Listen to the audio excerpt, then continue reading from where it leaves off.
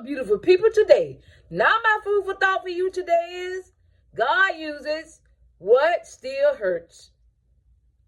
The hurt you carry is not wasted.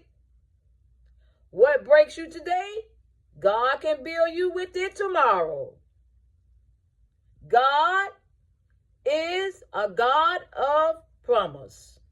Remember, God uses what hurts to shape with heals.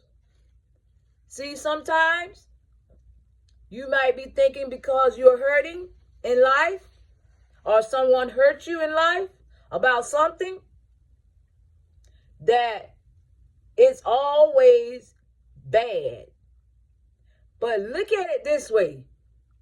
Your hurt, your pain, God turns it around for your good. Love you.